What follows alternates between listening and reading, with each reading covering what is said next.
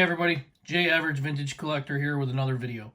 Today is my third installment of my Ballplayers in the Bulge series, which showcases a player that was not only a World War II veteran, but a World War II veteran that served specifically in the Battle of the Bulge, which was the deadliest, bloodiest battle in World War II. So starting off, Hank Thompson began his career at the age of 17 with the Kansas City Monarchs. His rookie season was in 1943, where he sported a .325 average over 38 games and 123 at-bats. Some of his teammates on the Monarchs include Satchel Paige, Willard Brown, and Buck O'Neil. Hank Thompson joined the U.S. Army in March of 1944. He spent the better part of 2 years as a machine gunner with the 1695th Combat Engineers in Europe. He was engaged in heavy combat and was wounded in the Battle of the Bulge. During his military career, Hank Thompson distinguished himself on the battlefield, won 2 medals for bravery, and attained the rank of sergeant. Thompson viewed his service in the military as one of the highlights of his life. In an interview in 1965, when he was asked about his military service and his participation in the Battle of the Bulge, he was quoted as saying, "If there was ever a moment that I did something for society, that was it. But you can't make 3 good days balance off the rest of a man's life." We'll get more into that later on in this and what he actually meant by that. After his discharge on June 20th, 1946, Thompson immediately rejoined the Monarchs. It was evident that after 3 years of military service, Thompson's baseball skills were rusty. His brief stint with the team in 1946 was disappointing, even though the Monarchs were the top team in the Negro American League that year, but lost to the Newark Eagles in the Negro World Series. Thompson started all 7 games in the World Series and hit .296 with 5 runs and 3 RBIs. After the World Series, Thompson was selected to play on Satchel Paige's All-Stars in a barnstorming tour where they played against an all-white Bob Feller All-Star team. The barnstorming tour was a massive success. Thompson was one of the leading hitters on the tour with a .310 average. At the conclusion of the World Series and barnstorming tour, Thompson was signed by the Habana Leones of the Cuban Winter League. Hank turned out to be one of the top batters during the 64-game season and led the league with 6 triples. He was given the nickname a metralladora, or machine gun, because of his hard-hit balls that seemed to spray all over the field like machine gun bullets. After playing in Cuba, Thompson briefly played in the Venezuelan League for Vargas, who had an exhibition game with the world-famous New York Yankees. Vargas beat the Yankees 4-3 in a game where Thompson went 1 for 3. Thompson returned to the Kansas City Monarchs in 1947 and was proud that and proved that he was a superstar that season. He attracted the attention of the St. Louis Browns, and they purchased his contract as well as Willard Home Run Browns. The Browns drew less than 1,000 fans for most of their home games, which was the lowest in Major League Baseball. The Sporting News accused the team's signing of the 2 Negro League stars as a gimmick. They concluded that the Browns had recognized the popularity of Jackie Robinson in Brooklyn and was attempting to cash in. The Sporting News also questioned the playing ability of both players. Hank Thompson and Home Run Brown were signed and immediately thrown into the lineup on a terrible team with no preparation. When Jackie Robinson was signed by Brooklyn, he spent time in the minors with the Montreal Royals, giving him time to acclimate to the new surroundings. Thompson was not given this opportunity, and this made his entry into Major League Baseball difficult. He was known as headstrong and often reacted in a hothead manner.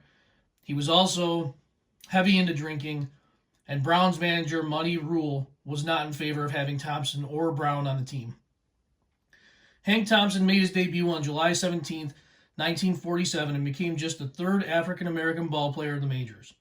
On July 20th, 3 days later, Hank Thompson appeared as the Browns' starting second baseman, and Home Run Brown started at center field, making this the first time 2 African-American ball players appeared in the same lineup.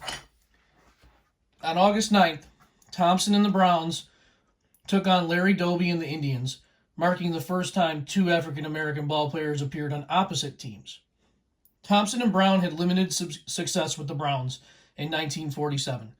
They found it difficult to sit on the bench when they knew they were significantly better than their teammates. They were returned to the Monarchs mid-season, Browns management saying that they weren't living up to Major League Baseball skill. In 1948, on his way to San Antonio for Monarch spring training, Thompson stopped in Dallas to visit his sister. He and his brother-in-law and sister were in a local bar and ran into Buddy Crowe. Buddy Crowe was a former Sandlot teammate of Thompson's in Dallas. As they were in the bar, an argument ensued after Crowe gave Thompson a hard time about his short stay in St. Louis. Crowe then began to harass Thompson's sister. The argument escalated, and Crowe pulled out a knife. Thompson, who had witnessed Crowe years earlier severely injure a man in a bar fight, pulled out a gun, which he was known for carrying, and shot Crowe 3 times, killing him. Thompson turned himself in the next day to the police and was charged with murder and released on bond. 2 years later, it was ruled self-defense, and all charges were dismissed. According to his friends, they say this incident impacted Thompson significantly, and he was no longer carrying a happy-go-lucky attitude. He also began to drink on a more regular basis. After more successful seasons with the Monarchs and the Cuban League, the New York Giants signed Thompson along with Monty Irvin. After spring training, they were assigned to Jersey City. On June 1st, Thompson was hit in the head with a ball and spent a few days in the hospital. This would start a trend that would see Thompson plagued by injuries during his career. On July 4th, 1949, Thompson was called up to the Giants. Joining the team, he became the first black player to play in both the National and American leagues. He and Irvin became the first black players on the Giants as well. In the same season, he faced Don Newcombe of the Dodgers, marking the first time a black batter faced a black pitcher in the majors. In 1951, he also had another first. He teamed with Monty Irvin and Willie Mays in the World Series to form the first all-black outfield. Thompson's alcoholism began to affect his career, and in 1956, the Giants sent him to the minors. In 1957, Thompson retired altogether. After leaving baseball, Thompson continued to have problems, including several run-ins with the law. While in Texas, he robbed a liquor store, and he was convicted of armed robbery and sentenced to 10 years in prison. He was paroled after only 4 years, finding religion and going through AA. Thompson tried to get a fresh start, but died unexpectedly from a seizure at just 43 years old. In an interview in 1965, Thompson spoke about the Buddy Crowe incident and how it still haunted him. In a prison interview, he said the following: "When I get out, I'm going to have to walk down streets with liquor stores and bars, and I'll have to make a choice. Walk past them and live, or walk into one and run wild again. They say life begins at 40. It better for me."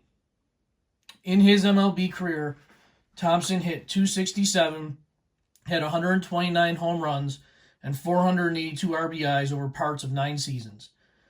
1953 will have been his best season, where he hit .302 and had 24 home runs. Thank you for your service, Sergeant Hank Thompson. Thank you all for watching, and tune in a few weeks for another feature.